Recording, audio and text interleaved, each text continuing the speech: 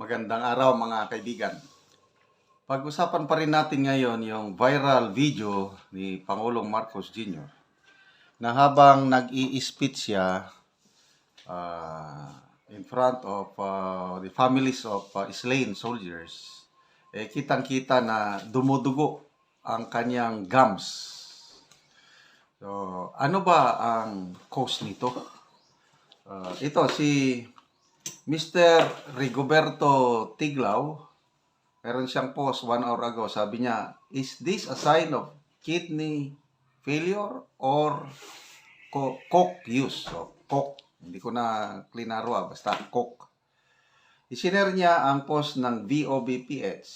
Sabi ito, gingival bleeding.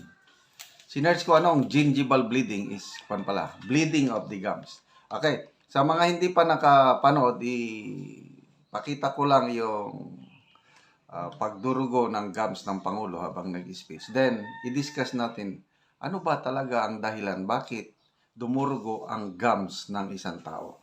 Okay. Ay kailangan ang ating pangako sa kanila. Yan wala pang dugo. Sinasabi, malinis pa. Pang mangyari, ang inyong mga pamilya ay aalagaan natin, hindi po namin pababayaan. Sabi nila sa akin, masyado kasi mahaba ang proseso, mahaba ang komplikado mga documentary requirements at kung ano-ano. Ay ako hindi siguro tama yan. Dahil bakit naman mahaharang ang ating ibinibigay na tulong sa mga pamilya ng mga nasawi? Bakit mahaharang? Dahil maraming masyadong... nagsisimula nang nagdurugo. Maraming masyadong proseso. Ang punot dulo ay nagiging matagal Yun, dugo na yun, Nagiging masyadong matagal ang pagbigay ng mga benepisyo na ito. Kaya ang aming ginawa ay sabi ko, kami na, tayo na ang magbuo ng mga dokumento. Tayo na ang mag-ayos ng kanilang mga pangangailangan. Okay. So, yung ibang comments na nababasa ko, hindi nila naiintindihan ano yung sinasabi ng Pangulo. Tungkol po ito sa yung pagtanggap ng benefits ng pamilya ng nasawing sundalo, mabagal. I agree to that. Napakabagal. At mabuti, napansin ng AAP leadership at aayusin na nila na huwag na nilang pahirapan yung pamilya ng mga nasawing sundalo. Daming mga rikititos.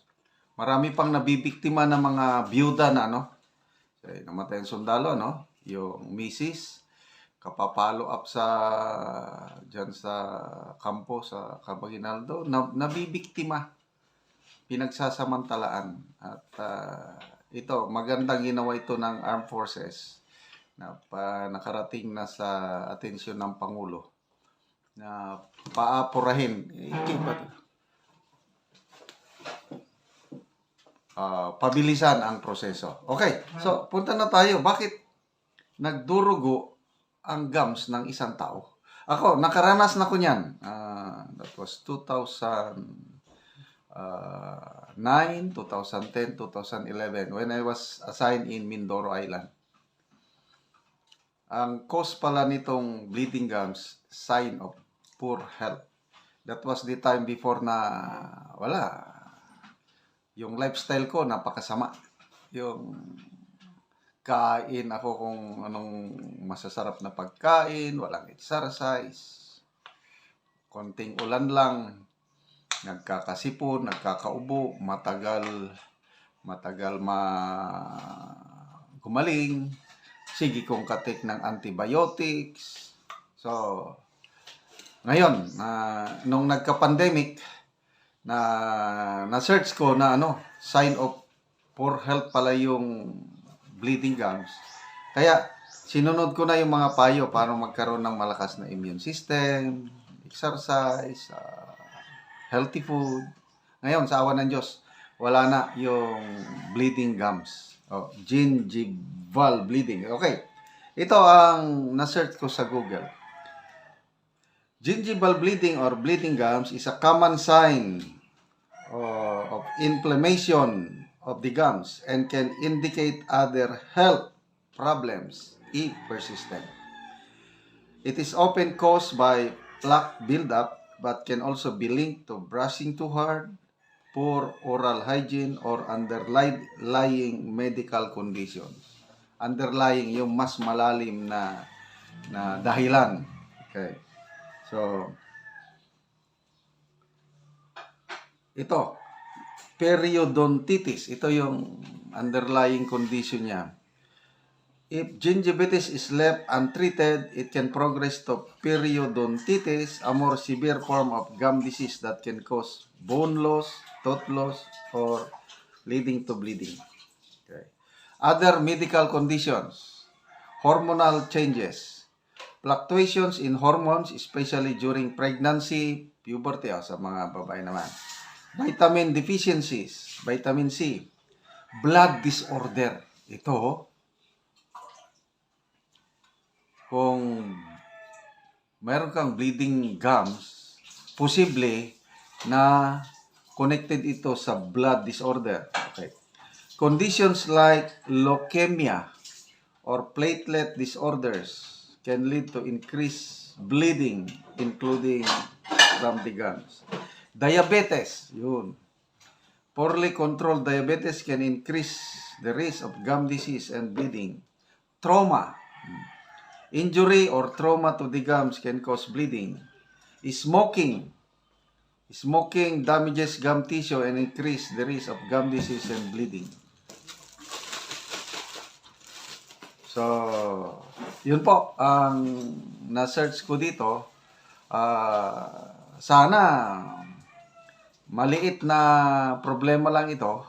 Kasi kailangan natin ng isang pangulo na mentally, physically, spiritually fit. So,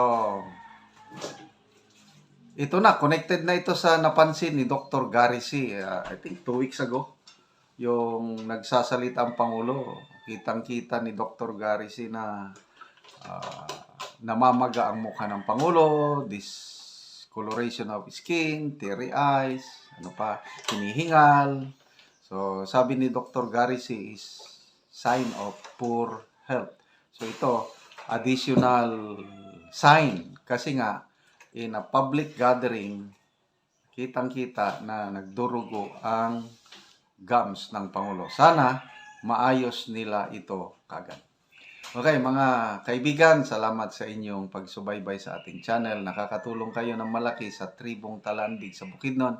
Dahil ang sweldo natin sa channel na ito is pantulong sa tribo. Namimigay tayo ng yero at pako para ma-repair ang sira-sirang bahay ng Talandig. Panoorin nyo ang video na ito. Mauna ni ang yero nga itabang sa mga tao nga daot na ilang balay dinhi sa Sitio Garden ug abot na gid ang ilang yero ug ugma mag-atop na gid sila.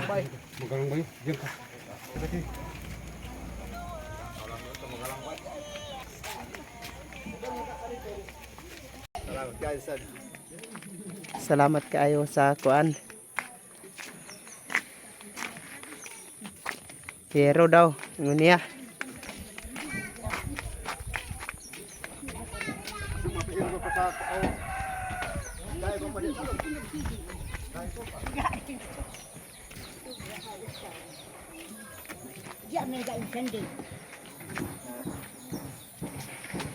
Ug man ni ang ilang balay sa taga na Mugero. Una ni ang kadako sa buslot sa ilang balay. O karon niya unsa imong maistorya sa gihatag sa imong nga yero? Unsa imong maistorya? Salamat kayo sa nag-video og sa labaw magkam sa Dios nga nagtagan ka og mga hinabang. O nga makatop na ka. Tagid sa gusto sa ato nga balay. Oo, pila na dai niya katuig inyong balay? 14 na. 14 na katuig. So dugay na gyud. Dugay na. Mga dako na gyud ang mga buslot sa inyong balay. Dako na ba? Salamat kayo. Oh, sige.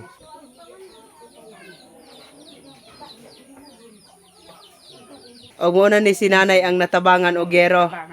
Oo. Jesus Cristo, si Mama Mary, si Jesus. Oo. Jesus Cristo. Oo. May kata, tinabangan ako Ginoo. Natabangan na kanay. Pila na day na imong edad?